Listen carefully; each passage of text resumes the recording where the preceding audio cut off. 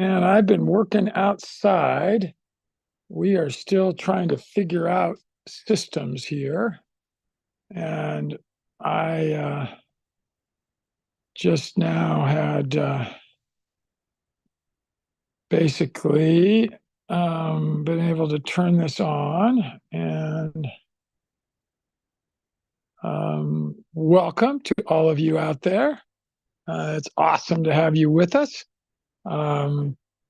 We'll ask you to weigh in if you want at any point. I am expecting a couple of special guests to come on during our webinar time, and I still have got to figure this out. Levy has got an AI note taker, Otter AI, and I have downloaded. I've put the app for Otter AI on my phone and haven't used it yet.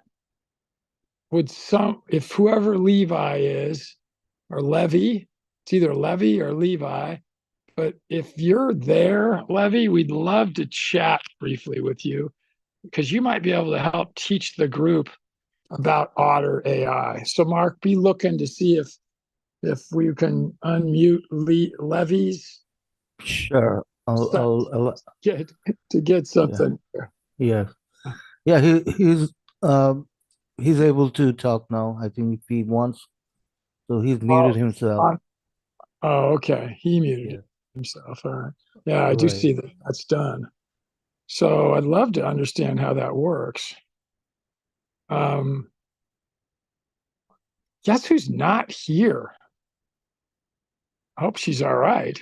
Alicia? Alicia's Yeah. not here. That's interesting. I don't know Right. why Yeah. Alicia's not on with us. Right. She never misses our No, podcast. never Yeah. misses is something. So I've got two topics to talk about today, both of which I think you guys will enjoy. One of them goes all the way back to the genesis of the Institute of Economics, and specifically to Dennis Weaver and his interest in cars and in alternative fuels, and specifically to hydrogen. And we're going to talk a little bit today about hydrogen and hydrogen vehicles.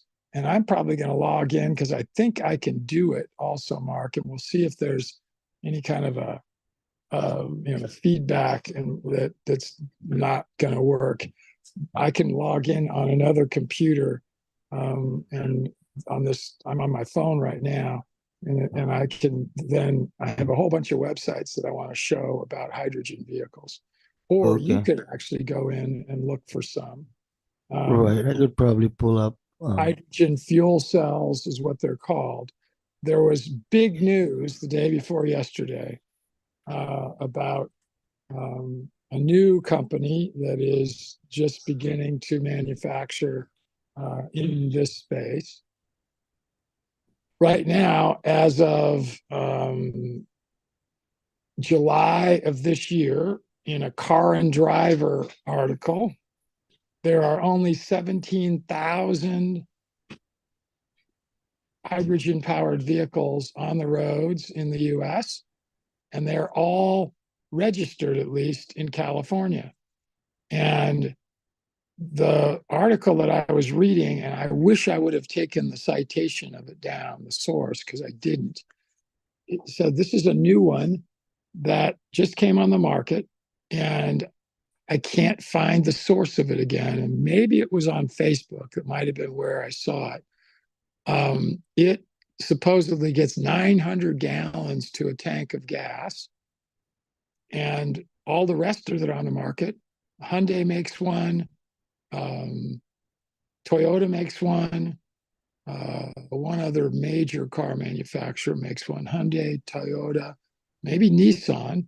Hmm. And there are just 17,000 of them in the US. They're all registered in California. The problem is there are only 9 filling stations, places to get them filled. You fill them just like you would fill a car with gasoline or diesel. And they use electric motors. They use exactly the same kind of a motor that an electric vehicle would use. Again, so that means they don't have gearboxes. They can just run up to as high RPM as is needed. They Yeah, a lot of what's that? yeah, Go ahead. yeah, a lot of moving parts are not needed, right? Like the oil, Yes. uh, and then I'm sure Tesla is making hydrogen cars. No, Elon Musk, they would be they're not. directly in competition with Tesla Oh, because okay, Tesla's an electric car maker, and right. there are about 3 million electric cars in the United States compared Hmm. to 17,000 hydrogen powered cars. Okay, The okay. price of one, they're all priced in about the $50,000 range. The problem is to get hydrogen fuel to fill them is 3 or 4 times as expensive as gasoline is. So most people have not chosen to adopt them or to have one because it's way too expensive to put fuel in them. You'd be paying the equivalent of $12 a gallon gas, Hmm. which I don't Well, think many people would be driving with gasoline powered vehicles if it costs that much for gas. right. Even Tesla cost too much, even though it's cheaper. I think it takes longer to charge your car in a charging Again, station. don't focus on Tesla, Mark. There are a Oh, whole okay. bunch of manufacturers of electric vehicles, and they Right. all use the same approach in terms of Uh-huh. the way that they're charged. And there are lots of electric charge stations now around the country, Okay. and you can charge for free Hmm. in most of them. However, most people just when they buy an electric car, they have one in their own garages. And Yes. they just make sure that they don't drive more than what they would need to go. And so they're not risking being able to find an electric charge station. And it is a lot less expensive than gasoline right now. You can essentially fill an electric vehicle um, to full charge for the equivalent cost of about 75 cents a gallon gas. Wow. Wow. So Yeah. incredibly inexpensive. Now, that doesn't mean that all in that electric vehicles are the greatest solution environmentally in the world, because the amount of carbon that is created in the whole lithium ion battery manufacturing process is huge. And if you do the carbon balance equation for an electric vehicle, it's not any better than a fossil fuel powered vehicle, gasoline or diesel. So, as a matter of fact, it's probably a lot worse. Hydrogen's not that situation. Hydrogen fuel is made from natural gas, so it's made from fossil fuels, but it doesn't take that much to make it. And you store it in cells in a tank. And the emissions, here's where it's like an electric car. The emissions are water vapor. So they're Wow. actually what a lot of people, I'm one of them, believe that we have to have more of in our atmosphere to reduce global warming, to reduce the warming that's occurring. When the Earth has had higher moisture levels over it in the past, as you look back in history, those are the coolest times since the ice ages. Ice ages probably being, the most recent one, 10,000 years back. By the way, I always just glance at all the list of our viewers. I see one that is been before, but not a lot. And again, we always love to hear people that we don't hear very often that's out in the audience, and that's Derek Scott. And also we have Hans that is oftentimes on, but not all the time. So if either one of you guys would like to unmute yourselves or have Mark unmute you, we'd love to hear from you. Right. Go ahead, Mark.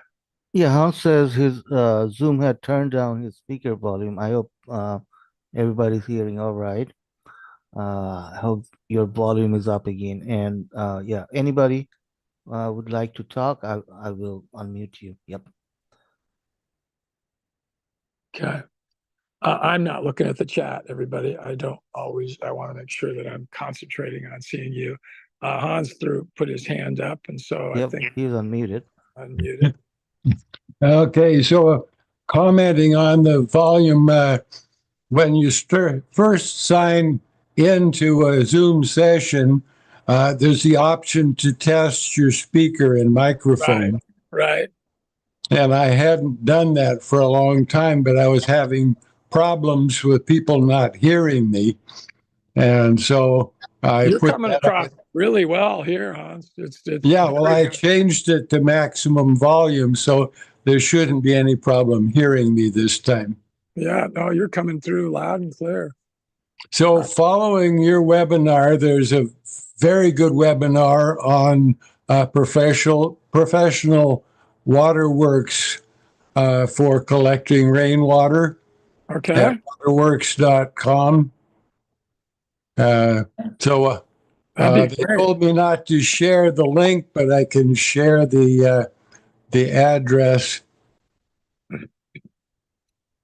How many states have approved rainwater collection from residential housing? Colorado has not. It's illegal. A lot of people still do it, but in Colorado, you cannot collect rainwater legally from a residential dwelling.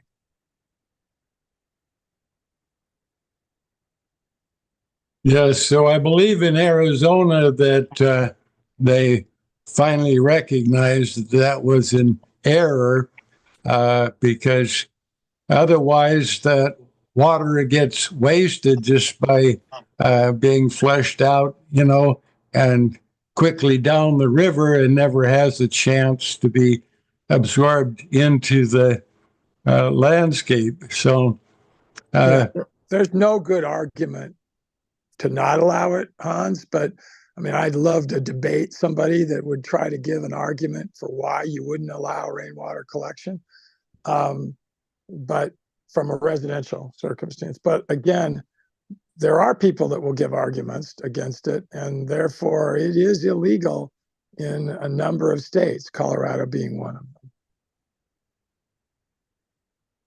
them. You should look that up, Mark. Look up on the do a Google search real quick, or whatever search engine that you have. I'll do it on my computer here also.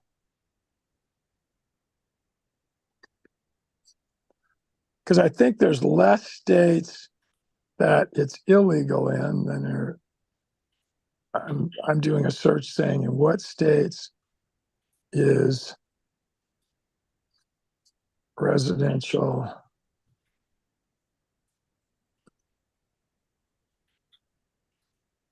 rainwater collection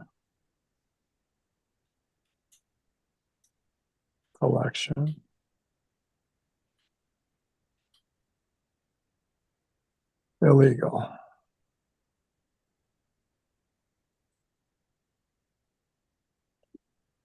Mark, are you still seeing me, by the way? My phone right now is just showing like a phone book. Yeah, your video is frozen, so maybe can like stop it for a second and then start the video back on. I don't know how I do that because it's showing me like I'm on a phone call instead of I'm clicking Zoom. Oh, you're back now. Yep, there you go. Okay. Here it is, state by state list from August 7th.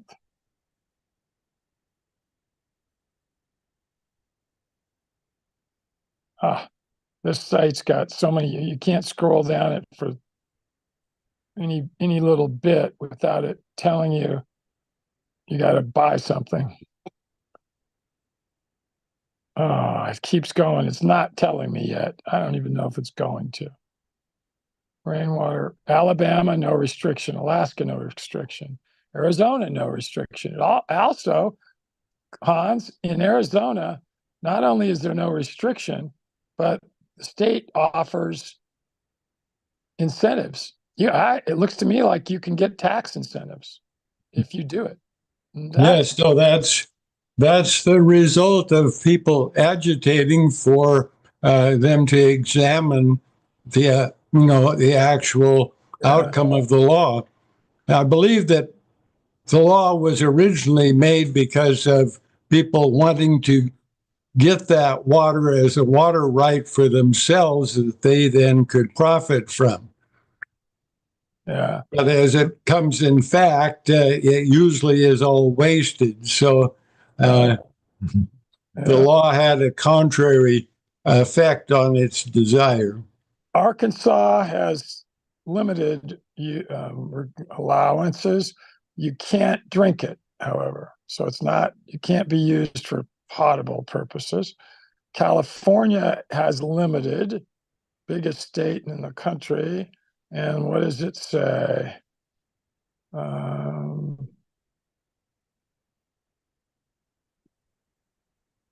For specified purposes, and it doesn't go into any detail. Colorado, most restrictive in the country. There is loosening, and it can be used in some cases for non-potable purposes, but still you're limited to 2 rain barrels with a maximum capacity of 110 gallons. And it must be used on the property where it's collected, and it can only be used for outdoor purposes. So you can't even take a shower in it. So Colorado is the most restrictive. Connecticut allows it fully, Delaware fully, Florida fully, and it offers incentives. Georgia has some restrictions. It only can be used outdoor, so a little bit like Colorado. Hawaii, no restrictions, offers incentives. Idaho, no restrictions. Illinois, no restrictions. Indiana, none. Iowa, none. Kansas allows it, but you have to do a permit. So Kansas has figured this out. You can do it, but you got to pay for a permit, which means you got to pay them a fee. So that happens. Kentucky, no restrictions. Louisiana, no restrictions. Maine, no restrictions. Maryland, no restrictions, and they offer incentives. Massachusetts, no restrictions. Michigan, no restrictions, offers incentives. Minnesota, no restrictions, offers incentives. None in Mississippi, none in Missouri, none in Montana, none in Nebraska. Nevada is some. Let's see what the sum means.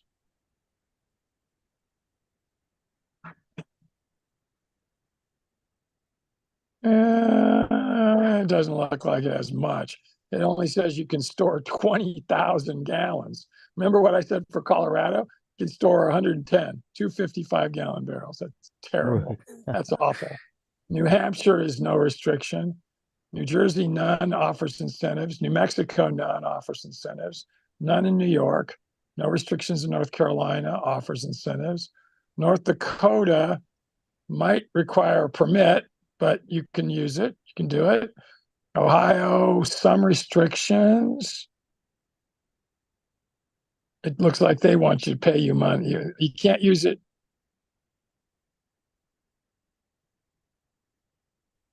It's only restricted for private water systems. So that means if you're getting water from a well, and if you're providing that to fewer than 25 people, then you are restricted.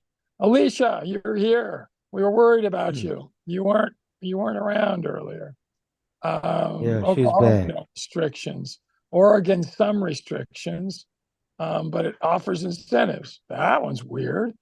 It's legal, but can only be collected from a catchment system on rooftop surfaces. It gives some approval for alternative methods, but legal advice must be sought. I don't see that, nothing much. Pennsylvania, no restrictions, offers incentives. Rhode Island, there's incentives, but there is some restriction. There's a tax credit of 10%. It only can be gotten from roof surfaces. So here's this difference. What they're saying is, let's say you live in a place that's got a huge amount of a patio that's by your house. I mean, let's say bigger than the size of your roof. It would be restricted. You couldn't collect it from that. You have to be getting it from your rooftop. So you couldn't take whatever rainfall hit that patio surface and maybe had a collection system at the end of that patio surface. That would not be allowed in Rhode Island. South Carolina, no restrictions. South Dakota, no restrictions. Tennessee, no restrictions.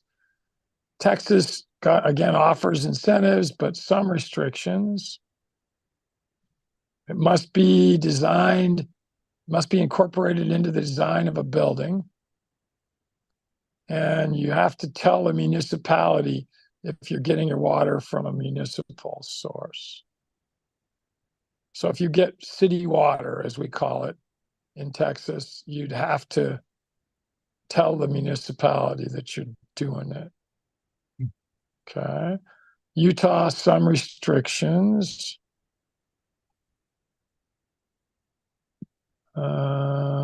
You can't store more than 2,500 gallons.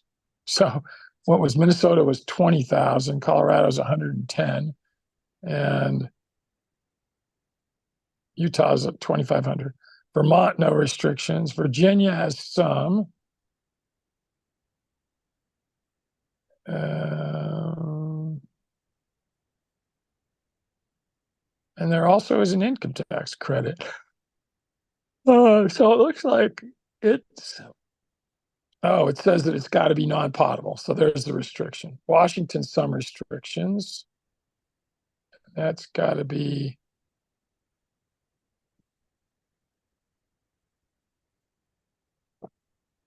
As long as you can do it, again, it has to be from a rooftop. West Virginia, no restrictions. Wisconsin, some restrictions. The storage tank has to be above ground. What's the problem with that in Wisconsin, everybody? Sucker's going to freeze. So you got to store it above ground, and means you got to insulate that tank. Yeah. Wyoming has no restrictions and offers incentives. So I didn't do the math on those. It seemed to me like 2/3 really didn't have any restrictions. Maybe a fifth had some incentives. A third did have restrictions. And Colorado was by far the worst. And I lived in Colorado for 34 years. And I did illegally have rainwater collection. And why? What is the reason for restricting rainwater harvest? Well, Hans said it. Okay. Yeah, it's the it's a value of the water. It's an income generator. If you can collect it instead of pay for it, then you're taking money away from the provider, which is almost always a government entity. So right. Yeah. So that doesn't make sense. It comes naturally. So so where water is abundant, usually there's not much restriction because the water doesn't have that great economic value. But so Colorado, of course, is selling their water to the other states. Right. Yeah. The vast majority of Colorado's water, you're right, Hans, is in the Colorado River system flowing to the west, and that water is being sold. Yeah. And then here's an interesting tidbit about Colorado. Our largest natural lake, I say our, remember, I lived in Colorado for 35 years. I still own a place there. I don't live there anymore. Now I live in Idaho. But Colorado's largest natural lake is called Lake City. Lake Isabel, in Lake City, Colorado, and it is tiny. I mean, I think it's, several hundred acres is all, because all of our lakes are reservoirs, and they're reservoirs to stop floods, so flood control, to create a few of them create power, but mostly they're to store water for residential use, because we are a desert state for the most part. Denver, with 6 million people, shouldn't ever have that many people. Instead, it does, because it buys water from these reservoirs all up and down what we call the Front Range in Colorado.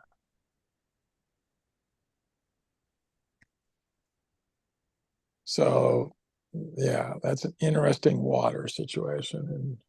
Now, here's a question from Robert. I think this is for Hans. So, this water harvesting webinar from is this a webinar from Brad Lancaster? He's in Tucson. No, he's in Arizona, and Brad's in the Tucson area, and Brad's been one of our guests on our webinars. And Okay. Brad is maybe, one of the better known people that has spent his whole adult life talking to people and teaching, educating people about methods to conserve water and to collect water. Okay, so now he began to practice and teach about it. Okay. Now Brad calls this pre-legal. So here's a link. So Robert put in some information here. That's awesome. Okay. All right. So I see a lot of yeah, Brad is in Arizona. All right. Okay, so that is it for questions.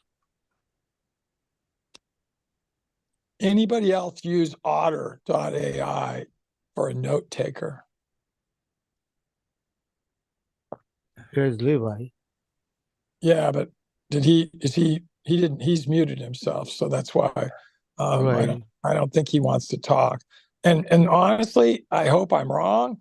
He may not even be there. I think this Otter allows you to sign in to a Zoom meeting, to other webinars, and literally not be there. It just signs you in and allows it to be recorded and take notes.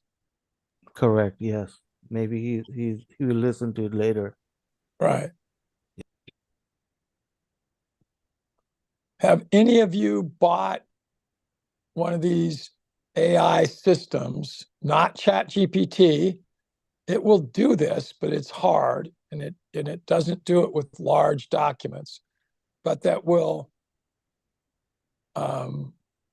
summarize the content of nonfiction books.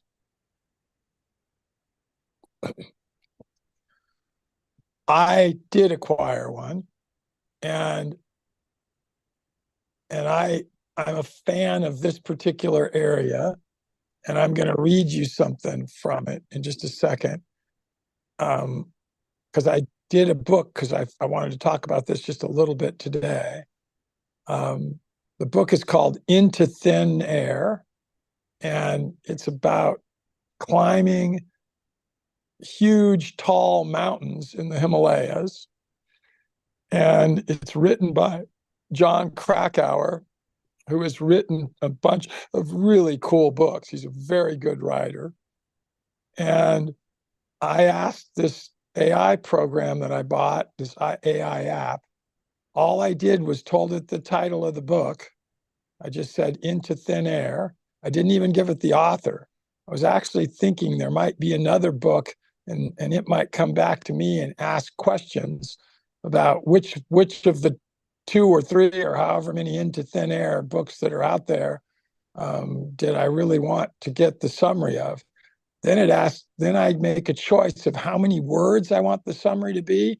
And in this case, I said I wanted it to be 5,000. And Mark, I'm going to look up something. Does it freeze me when I do that? I actually put Zoom Yeah, in the background. Am I frozen now? yeah, your camera is gone. Just Well, that's fine. yeah. That can, as long as you can hear me, that's fine. They don't need to look at my hoodie that much, but I'm going to pull this up. So this is the summarized AI that I have. And I'm going to pull up this book. Here it is. So, summary of Into Thin Air. Into Thin Air, and I'm just going to read this, so I apologize. I'll go through it quick.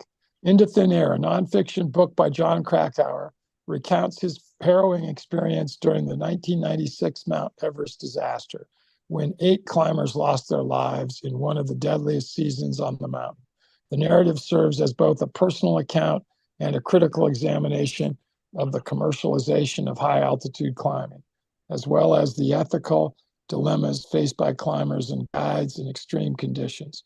Krakauer, a journalist and mountaineer, initially set out to climb Everest as part of an expedition led by renowned climber Rob Hall, who was the head of the Adventure Consultants team. Hello, What was that? this is Hans Massage.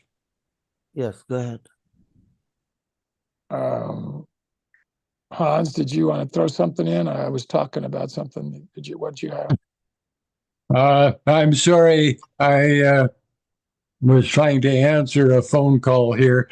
Didn't realize it was not muted, but yeah, Okay, Zach, I'll mute you. I'll mute you back up. All right, go ahead, Wayne.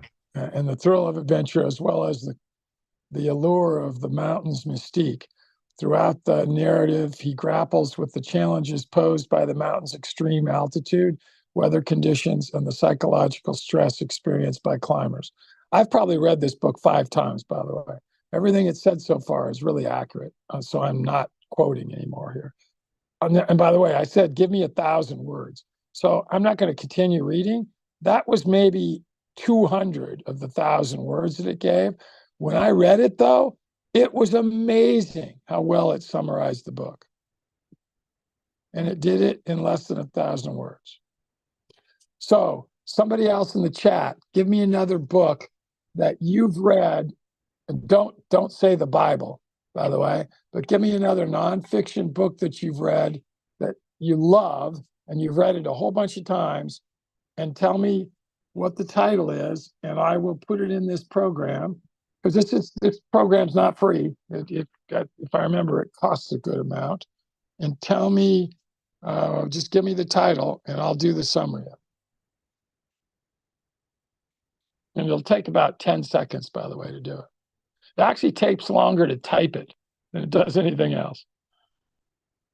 Pick a book. Mark, if you've got one, tell me. But it's got to be nonfiction, and you've got to have read it enough that when I read you the summary back, you can make a comment about whether it actually did a good job or not. Okay, I'm thinking about a book. Let me think. See if anybody in the audience put something in the chat. Throw something in the chat, Yeah. everybody. The autobiography of Ulysses S. Giant. Or What? S. Grant. S. Grant. Ulysses S. Grant. Is it called that, or are you just calling it an autobiography? Is it a biography? Because it has to be the exact title of the book. So if that's the title, Biography of Ulysses S. Grant, I can do that. But if it's not the actual title, it won't work. And Robert has Raiding Sweetgrass. Raiding, R-A-I-D-I-N-G, raiding? Braiding, B-R-A-I-D-I-N-G. Oh, braiding. Right. B-R-A-I D-I-N-G. D-I-N-G, braiding. Switchgrass, right? Sweet. Yeah, Sweet. Sweet. Okay, S-W, this will be good. This will be good. This will be a good one. Braiding okay. sweetgrass. And how many words do you want this to be? I can do 100, 300, 500, 1,000. Oh, I can do up to, no, it's limited by 2,500 characters. Let's do 250. Okay. Well, let's do 300. Let's do 300. That's short enough. Here we go. Okay. It's thinking. It's done. I'm going to start reading it. Braiding Sweetgrass, Indigenous Wisdom, Scientific Knowledge, and Teaching of Plants is a profound work by botanist. Notice that wasn't the whole title. Is a profound work by botanist and poet Robin Wall Kimmerer. In this book, Kimmerer weaves together personal narratives, indigenous teachings, and the scientific insight to explore the relationship between humans and the natural world. The title refers to the traditional practice of braiding sweetgrass, a metaphor for the interconnectedness of life, combining various strands of knowledge and experience. Kimmerer draws on her experience as a member of the citizen Potawatomi Nation, highlighting the importance of indigenous wisdom and its parallels with scientific approaches. She emphasizes the need for reciprocal relationships with nature, advocating for a shift from viewing the environment as a resource to understanding it as a community of living entities deserving of respect and care. Each chapter explores themes such as gratitude, restoration, and ethical implications of our interactions with the earth, using stories of plants and personal experience to illustrate her points. The book is structured around seasonal themes, correlating natural cycles with human experiences and cultural practices.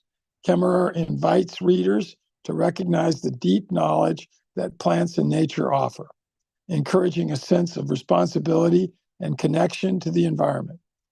Through her lyrical prose and insightful reflections, Braiding Sweetgrass serves as a call to embrace a more sustainable and respectful way of living that honors both scientific understanding and traditional ecological knowledge. Ultimately, Kimmerer encourages us to act as stewards of the earth, fostering a deeper appreciation for the natural world and our place in it.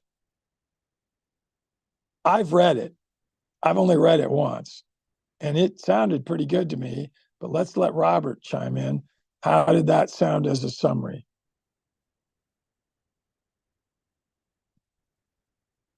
He's probably muted now.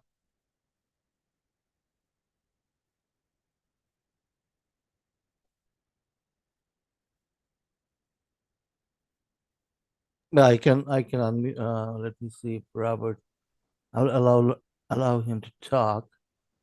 And Robert, you're able, It sounds like a good summary Yeah, from what I remember. Yeah, yeah. I'm Good. inspired by what she had to say.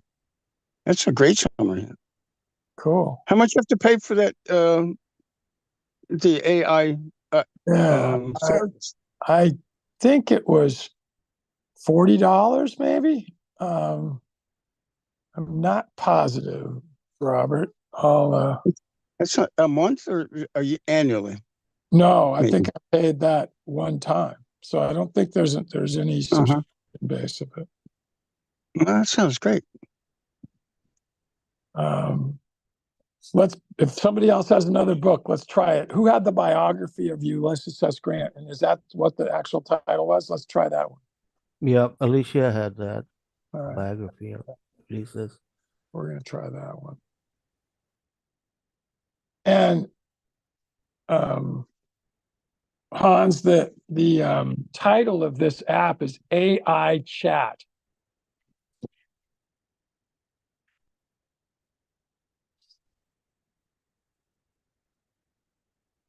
I'm going to do this one, the biography of Ulysses, and I want to make sure I spell it right.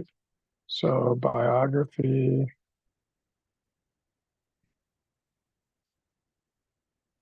So are you asking about Zach Weiss?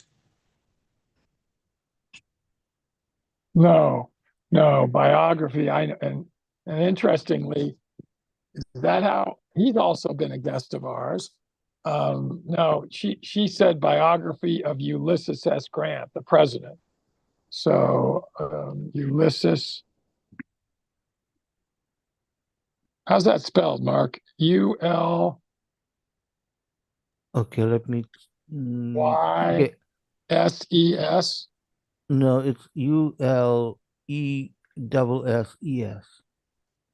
E-double-S-E-S. Are you sure? That doesn't look right. That's what she wrote. Yeah, she spelled it wrong. It actually corrected my spelling. Oh, okay. And actually put it the way I was trying to spell it. Oh, All right, okay. we go. It's in, and we're going to do 300 words again. It's thinking. It's done. It is so amazing.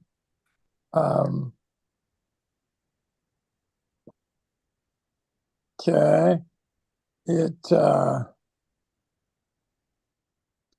I'm not going to read all this because it's just telling about what he did. I mean, not maybe younger people don't know this. Maybe this is an older person thing, but we learned all about Ulysses S. Grant in the Civil War when I took American history. And I don't think it necessarily just did that book. I think there are probably multiple biographies about Ulysses S. Grant. I doubt there's only one of them. Mhm.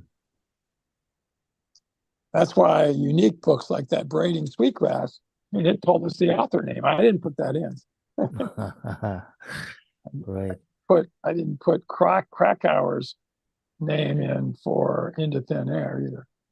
Somebody else just pick out a book that's something well known. We'll put that in. Not necessarily well known. Braiding Sweetgrass, I don't think was that well known. Let's try one more.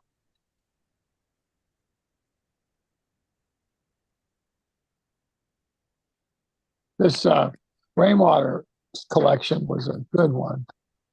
Very touchy subject for us, for people in Colorado, because of the restrictions that are there.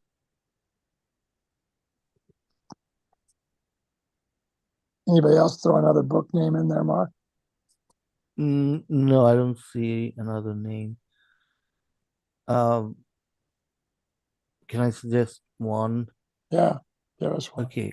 How about The Power of Now? The Power of Now. Got it. Yep. Okay. Power of Now. I think I've heard of that. Don't know who the author is, and I've never read it. Here we go. Yes, it's a spiritual enlightenment kind of book. Okay. Here it is. Tell me if this is the author. Eckhart Tolle. I have Tolle. to have to check. Okay, so here it is. The summary of The Power of Now by Eckhart Tolle. Right, you got it. Yep, that's All the right. one. Yeah. Is a transformative spiritual guide that emphasizes the importance of living in the present moment. Written by Eckhart Tolle, the book argues that many people's pain and unhappiness stem from their identification with the mind and its incessant thoughts. Tolle introduces the concept of ego, which he defines as an inflated sense of self derived from past experiences and future anxieties. This ego-driven mindset often distracts individuals from experiencing true peace and joy found in the present. Tolle encourages readers to observe their thoughts without judgment, cultivating mindfulness to break free from this mental conditioning. By anchoring oneself in the now, individuals can transcend emotional suffering and discover a deeper connection to their true selves. He emphasizes practices such as meditation and conscious breathing, which can help silence the mind and enhance present awareness. The book also delves into the nature of time, suggesting that the past and future are constructs that trap individuals in a cycle of regret and worry. Toll highlights the significance of surrendering to the present, allowing individuals to experience life fully and authentically. Additionally, Toll discusses the relationship between presence and enlightenment, asserting that the true spiritual awakening happens when a person fully embraces the now. The teachings in The Power of Now advocate for a shift in perspective, urging readers to detach from incessant thoughts and to recognize the beauty and potential of each moment. Overall, the book serves as a practical roadmap for achieving emotional well-being and spiritual growth through the practice of presence. How was that? Yeah, that's awesome. Right. Cool book. Sounds great. Yeah. Yeah, again, we could have done that for, I think, as little as 100 words and maybe as much as 1,000 or maybe more. Okay. Wow. And how it does it? Like it searches for summaries online or I don't know, Mark. I really don't. Yeah, that's amazing. Power of AI. Right. And I Yeah. think we can also, let's see if it'll, well, I doubt if you'll hear me. I think I can actually get the app to read it out loud to me rather than me having, Oh, okay. Yeah. but I don't think it will do it. Well, we'll try it and see if it blocks me out. Okay.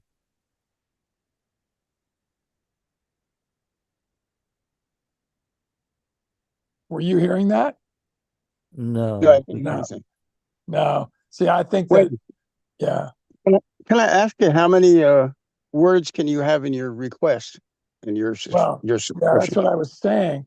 You can have at least 1,000. And That's the return or your request? Like you can put a paragraph of 1,000 words in to Oh, ask he it? said he oh, okay. The can you? prompt. Yes, absolutely you can. You can Wow. put, you don't have to use books that are titled. If you want to put, just add an attachment of some number of words, I don't think that's limited, Huh. Hans. Like I think prose. you could put in just you just add it as as an attachment, and it'll Yeah. summarize that. And so I So don't think you could put in a poem or a song or something like, and it would yes, generate some content. yes, Huh. yes, Huh. yes, that's correct. And here's another thing that I think it does a little differently. I think you could put a book in that was written and published and is now a New York bestseller, nonfiction,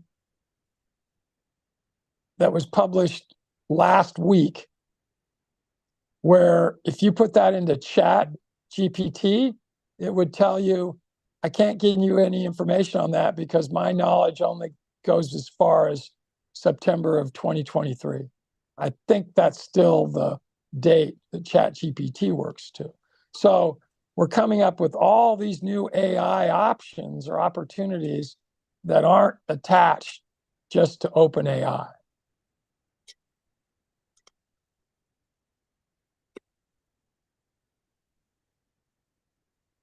And AI is controversial. I mean, AI is clearly a real difficult situation for artists because it is so easy to copy art using AI and to then call it yours rather than someone else's, almost to make things like paint by number. So artists are really upset about it because you're taking away their living if they've done original works of art, and now all of a sudden all you're doing is having some AI program scan them and then putting them out there as if you did them. Right. And it's happening in the music industry because now like thousands and thousands of new music coming out with AI and it's crazy now every day. So the producers are going nuts. So, uh, Right. Right. Yeah. So, I mean, they always say garbage in, garbage out, or bad in, bad out. If somebody has bad intentions, yes. then they're probably going to do something that's bad. Right, but the thing is now nobody wants to buy any music. Nobody's paying for records or like back in the days you had to buy one record for maybe $30 or $50, and now you can get Right. hours of music and pay Yeah. nothing. Yeah. Yeah. And so the experience of music isn't just listening to a voice that sounds like what you want it to. The experience of music is much more personal than that, I think. I don't know. Yes. Yeah, you think about artists like think about famous or maybe creative artists and the hours they put in, and now somebody can make music with AI and it's out there and you don't know the difference. So that's frustrating.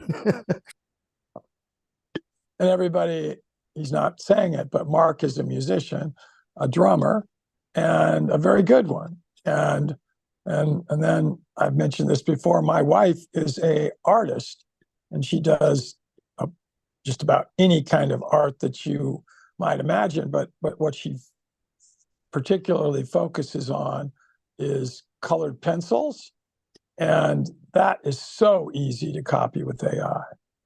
And Yes. and then but the other kind of art she does, which is weaving, is not, because that has to be done physically. So you don't, people don't buy pictures of a garment. Okay, they don't buy pictures of a sweater.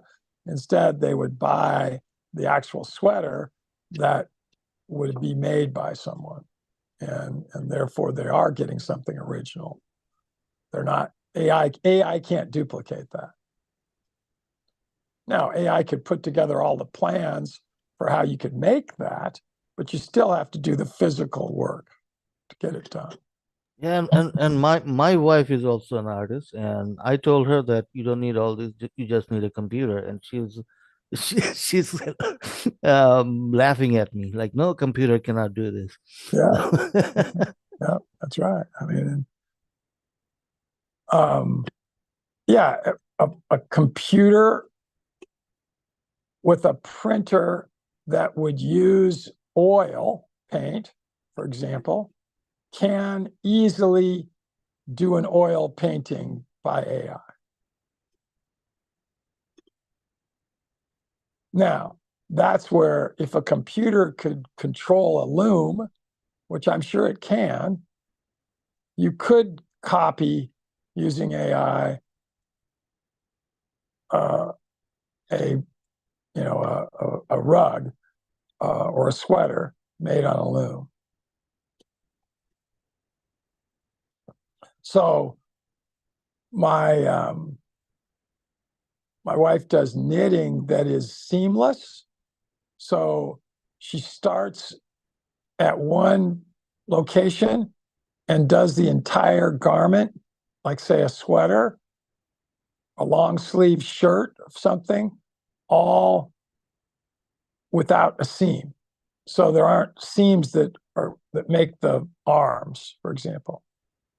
Well, that's a lot harder to duplicate because it's very difficult knitting technique when you get up to where the arms attach to the base of the garment, right? I mean, so an octopus shaped garment would even be harder because of the fact that it's put together by seams. Anyway, we are 6 minutes left before we're hitting our hour. What other topics do you see questions from anyone or thoughts about? Yeah, Robert is asking for the links to the water Well, webinar. and Hans said he could not. He he agreed not to be able to provide them, or they asked Link, people yeah. maybe not to provide them, which probably means it's got a cost associated with it or Mhm. something. I don't know. Right. Well, what is the situation, Hans? No, Hans is not here. He left. Oh, So, okay. but he did provide an email. So if you would like, you can contact the person who's doing the webinar. I'm sure you can find that. That's in the chat, right, Mark? Yes, it's office@waterstories.com. Is my image still not there? No, your camera is turned off. Okay. Maybe it went to sleep. What's that? Did Maybe you say my your camera is turned off or it's on? no, it's not. Your camera is not turned on, so it might you might have to tap on it to wake Yeah. it up. Oh, I have to. Yeah, wake I it up. Maybe thought you were accusing me of going to sleep. no, your camera it went to sleep. So you have to like tap it. Yeah, it's back. I was when I go to another app when you're using Zoom on your phone, I think that your camera always freezes or goes away. Right, right. So yeah, you have to wake it up. Well, this has been fun. We've talked about some cool stuff. We started out with hydrogen powered cars. We went into rainwater harvesting. We went into AI to summarize books. And we're ending with how AI can be used for bad ways, right? So very cool. Lots of topics. This was fun. Oh, and then Zach has a webinar that Alicia just put in. I didn't do that. It says that I've started screen sharing, or was that you, Mark, that did it? It's me. I'm showing the hydrogen hydrogen fuel Oh, cells. cool. Yeah, yeah. So I found like several articles on Google, so a lot of information here. Yeah. I know from talking to other people about them, some people's fear of hydrogen powered cars is the fuel goes into a heavily protected tank, much like a propane tank for a home. And people are worried that if you have an accident, that it would blow up. And I was worried about that. And yet, what I've read recently has said that they won't just blow up. And they're just as safe as a car that has a gasoline tank or a diesel tank. So that's not me saying that. That's somebody else. It's not my observation. So I'm not voicing an opinion. I'm giving the opinion of other people. Yeah, it's exciting. I think it's a great solution for energy. But you said it uses natural gas. Is it methane or some sort? Natural gas is primarily methane, yes. Okay. So and there's a lot of methane out there, but there is a cost of doing methane, natural gas mining also. Right. Yeah, I think that they have to like drill into wells or something like that. Put pipes in there. You can also I think it can be biologically created. So I don't think we Okay. the technology for that very well yet, but I Right. believe it can be Like created biogas. by biogas. Yes. Okay. So Okay. that would be more economic if we wanted to use that word. So Right. Mhm. Yeah, that sounds great. all right, everybody, this has been fun. We are at the top of the hour, and I actually have a bunch of work. I was going to take you outside. I was going to show you my new puppy dog. I have a little Oh, yeah. I have a 8-week-old, and Right.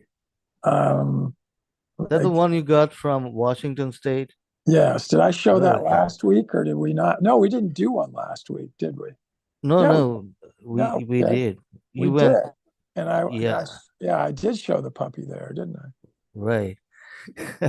But you left early, and so you had to drive like 5 hours, I think. Right. To I did. yes. Yeah. Well, I'll show everybody the puppy next week. All It's right. actually, Robert said, hold on to a 6-week-old. And she is 8 weeks old. And yes, you do have to hold on to her. She's a little fireball. She'll run around a lot. So,